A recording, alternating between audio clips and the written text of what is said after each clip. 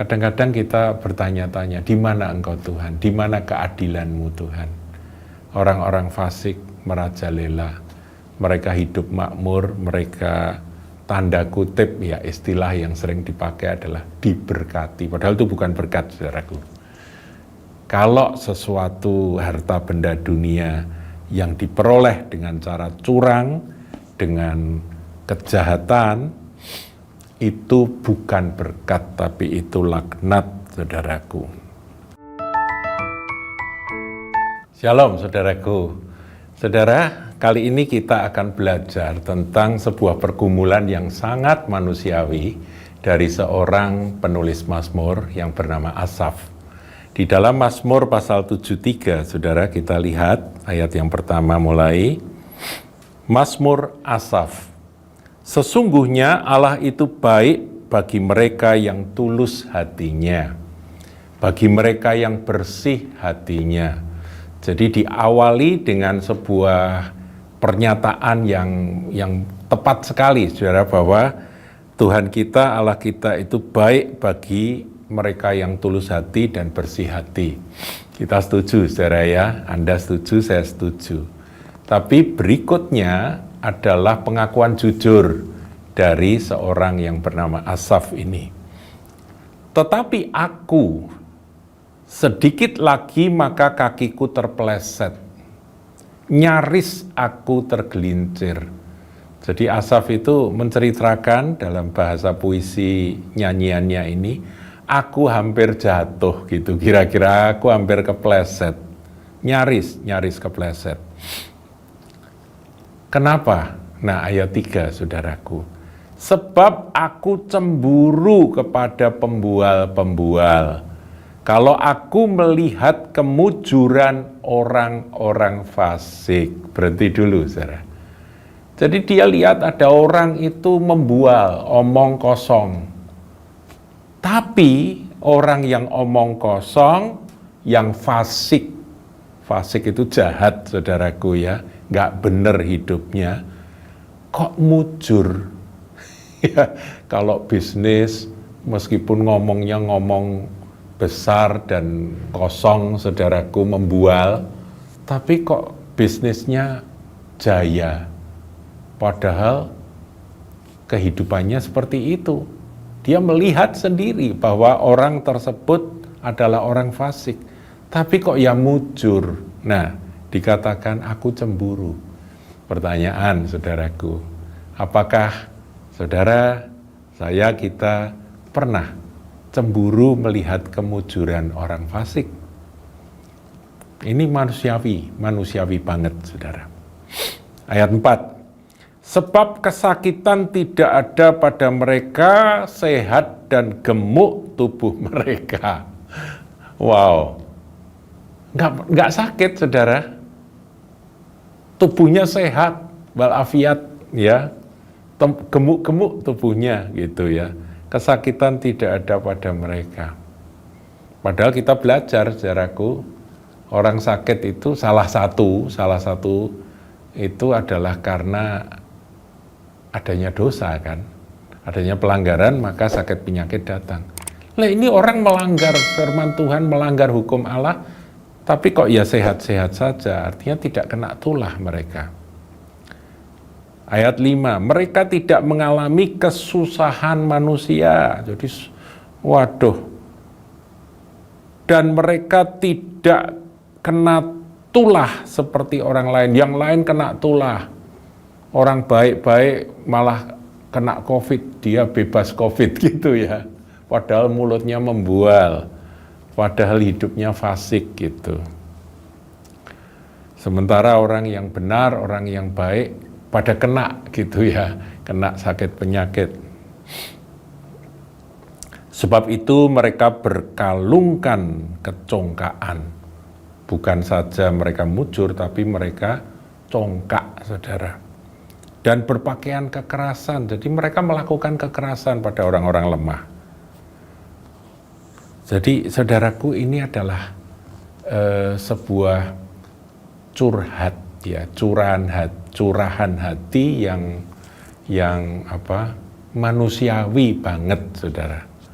Saya juga bandingkan apa yang ditulis oleh Asaf ini dengan Mazmur 37. Nah, nanti kita akan lihat, saudara, nasihat apa yang ada dari Mazmur 37 yang ditulis oleh Daud.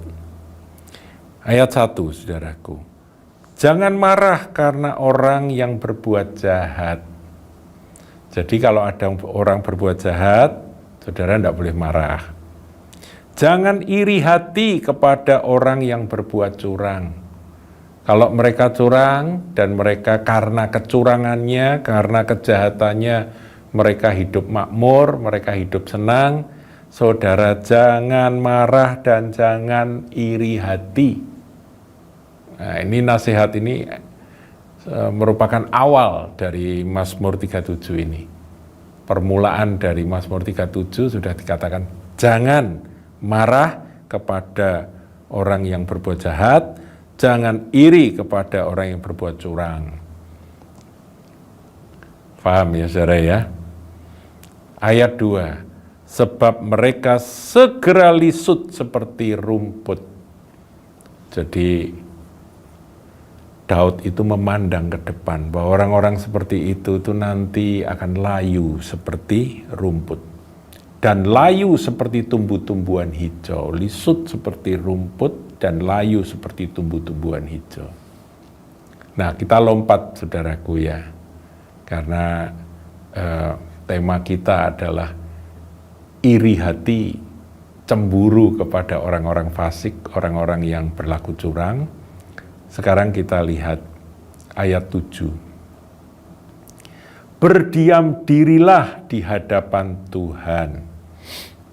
Jadi kalau kita melihat itu semua, sementara diri kita tidak seberuntung mereka, tidak boleh marah, nggak boleh iri hati, tapi kita harus diam, berdiam diri. Tapi berdiam diri di hadapan Tuhan.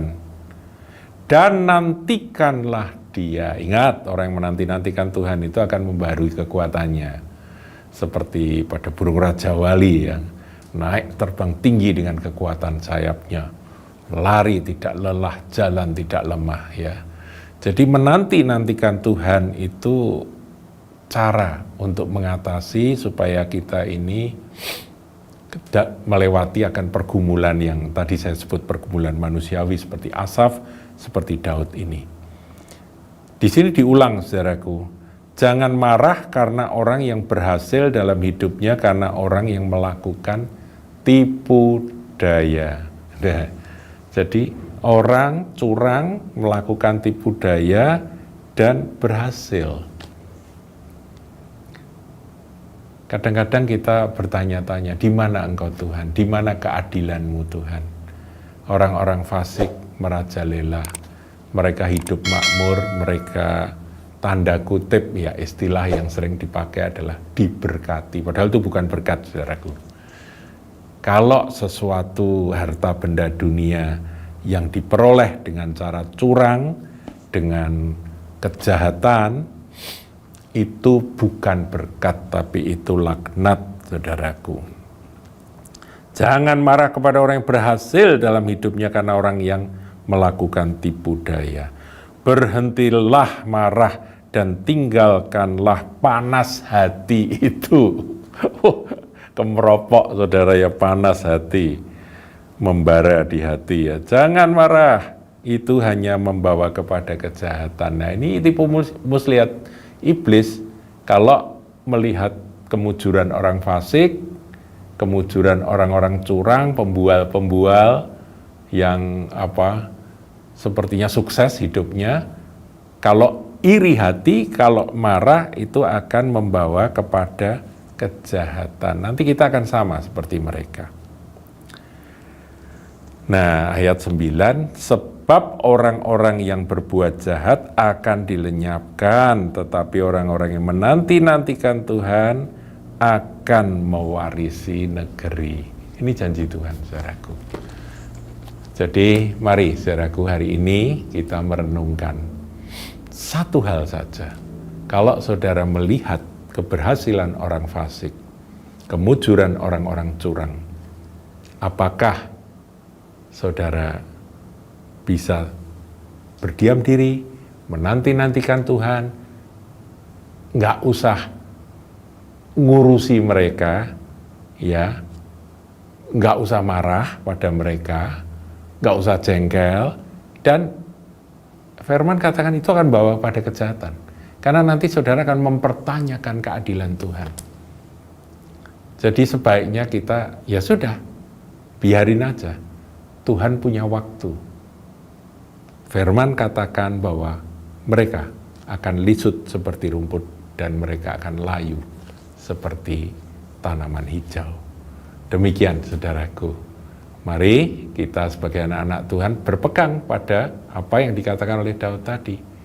Kita akan berbahagia, dikatakan begitu saudaraku ya. Ya, saya buka lagi ini ayatnya.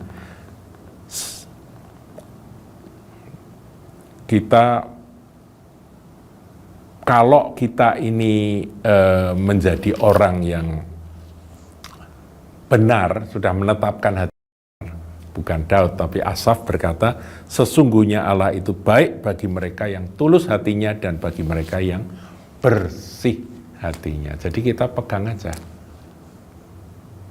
firman ini, satu ayat ini. Aku mau bersih hati, aku mau tulus hati. Tuhan itu baik pada orang-orang yang seperti itu. Tuhan Yesus berkati. Jangan lupa like, comment, share, dan subscribe channel GKBK Hal Semarang.